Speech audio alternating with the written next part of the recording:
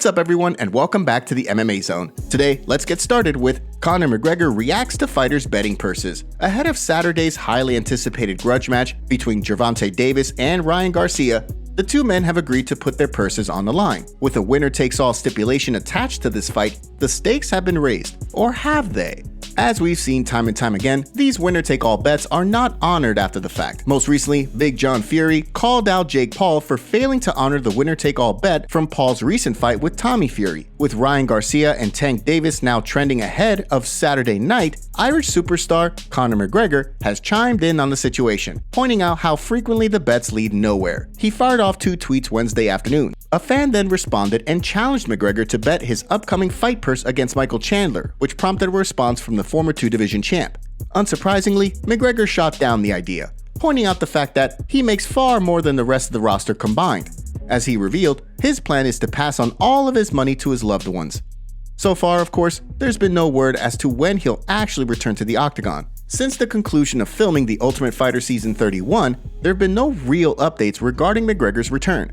During a surprise appearance on the MMA Hour, he briefly discussed the situation, saying that he had a meeting scheduled with USADA to clarify things, given that he maintains he only needs to produce 2 clean tests before returning. Shortly after, however, a statement from USADA emerged, denying any meeting being scheduled, while also maintaining that the agency believes he should go through a 6-month testing period. With no further news on the matter, fans have been left to speculate as to when the two could potentially face off. Jan Blachowicz claims Paulo Costa turned down fight. Former light heavyweight champion Jan Blachowicz seems eager to make the move to 185 pounds after Israel Adesanya defeated Alex Pereira in the UFC 287 main event. Although Blachowicz initially was targeting a fight with the last stylebender, he recently claimed that a fight with former title challenger Paulo Costa was on the table until the Brazilian star declined the bout. So a few days ago, Paulo Costa got offered to fight me. I've said yes. He said no. The fight is off. How much juice does he need? 1 bottle of wine is enough to knock out this guy. Costa was quick to respond, revealing that Hunter Campbell has already called him to discuss the fight.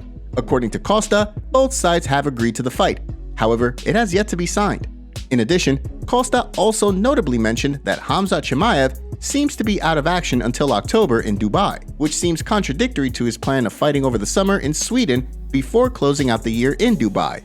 With the Chimaev fight out of the equation, do you think we could potentially see Costa and Blachowicz collide in the former champ's middleweight debut? Bilal Muhammad questions Colby Covington's draw power. When it comes to Colby Covington, many believe that the controversial welterweight is merely playing a WWE-esque character in order to sell fights. According to Covington, there was a point in time where the UFC was preparing to cut him even though he was winning fights. As a result, he allegedly turned heel to get a reaction from fans. While he has certainly managed to rile up the MMA community on more than one occasion, the question of whether or not his antics translate to pay-per-view sales has been highly debated. As Covington gears up for a third crack at the title, Bilal Muhammad has revealed that he doesn't think Covington is a superstar. During a recent interview with UFC Unfiltered, he poked holes in Covington's claim to a title shot and questioned his star power.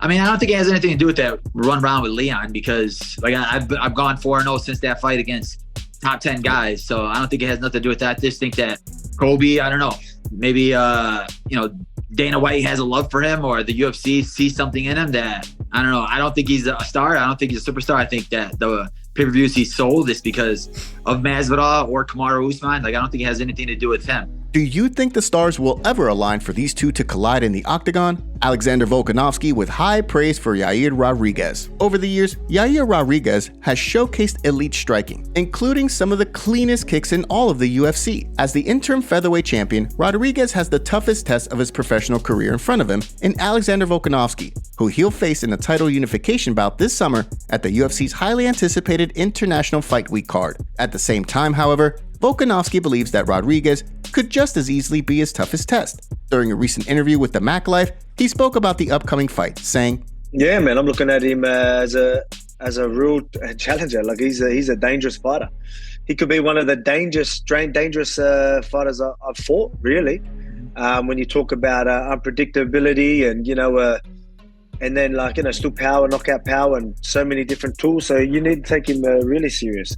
I think I'm the best fighter in the world. So am I confident? Yeah. But do I know that I know not to take this guy lightly. And he's been dominating and looking good in his last few fights. You know what I mean? Whether For Volkanovski, there's little to go off in regards to a blueprint on how to beat Rodriguez. To date, his only 2 losses inside the octagon came in 2021, where he was outstruck on the feet by Max Holloway, and back in 2017 against Frankie Edgar, who utilized brutal ground and pound to close Rodriguez's eye. How do you see the Volkanovski versus Rodriguez fight going? Drop your predictions in the comments section below. UFC updates and booking roundup. 3 fights have been added to upcoming UFC cards. Without further ado, let's dive right in. First up on the calendar, we have a clash between Andre Fialho and Joaquin Buckley at UFC Vegas 73 on May 20. The fight will see both fighters look to snap 2 fight skids on a card that will be headlined by Raquel Pennington and Irene Aldana.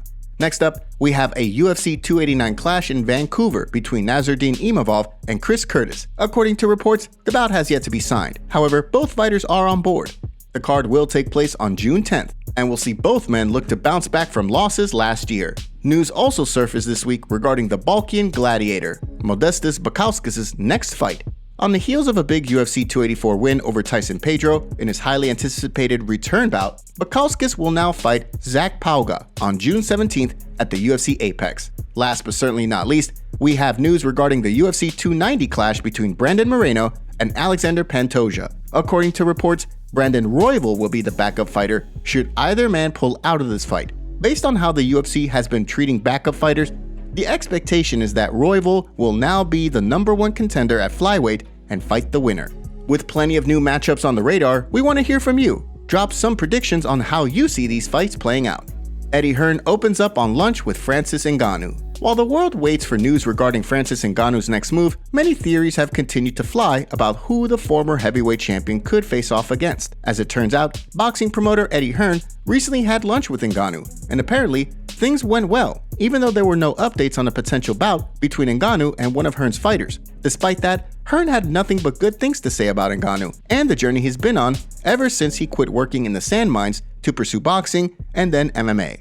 People need to be educated about what that man has been through, and the story to get to where he's got to. I found him fascinating. Lovely guy, and I'd love to do something. Of course, Ngannou's decision to part ways with the UFC has been highly scrutinized, with many of the mindset that the Predator made a terrible mistake by choosing not to re-sign with the promotion. According to former UFC flyweight kingpin and reigning ONE FC champion Demetrius Johnson, that isn't the case. As he's well aware, there's plenty of money to be made outside the UFC. I mean, there's money outside the UFC, ladies and gentlemen. Just so I know camera on. Yeah. There's money outside the UFC. So I think with Francis Ngannou, he's at that spot where, he gets to dictate where he wants to go. Similarly, Curtis Blades, who lost to Ngannou several years ago, agreed that Ngannou didn't make a mistake by leaving the UFC. As he recently informed media members ahead of his clash with Sergey Pavlovich, Ngannou really only needs one boxing match in order to come out ahead. He only needs to have one fight where he earns like $5 million for it to be a win for him. And that can happen between now and the next 4 years. I believe it'll happen. So I don't think it was a mistake. What do you think? Drop your thoughts in the comment section below. And now for our breaking news story of the day. We have Paddy the Baddy Pimblett revealing some sad news. Paddy most likely will not fight in 2023 due to an ankle injury he suffered at UFC 282 against Jared Gordon. Here's what Paddy had to say about the situation. And then at the end of the fight, I can remember going back to the medical room and just saying, my foot sore, yeah, it's sore. Never couldn't get it looked at properly till I got home.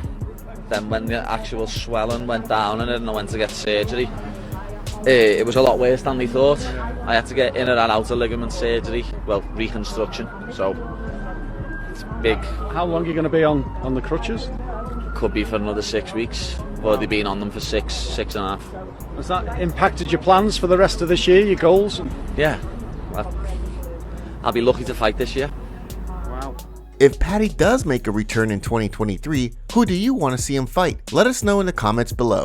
Thanks for watching the video. Make sure to subscribe and click the notification bell to stay up to date with MMA news every day. Here are the top comments from yesterday's video. Wow, Bilal Muhammad talks a big game, but when a fight comes knocking, you're not ready. What a pro, what a pro. Dustin versus Burns would be an amazing addition to any card. Bilal starts crying like a Karen, but can't even make weight. Yes, the UFC fans deserve to see Islam vs Volk too. Respect to Makhachev for not ducking and wanting to prove he's the best. And those were the top comments from yesterday's video. If you want to be featured on our next video, make sure to leave a comment and don't forget to check out yesterday's video in case you missed it.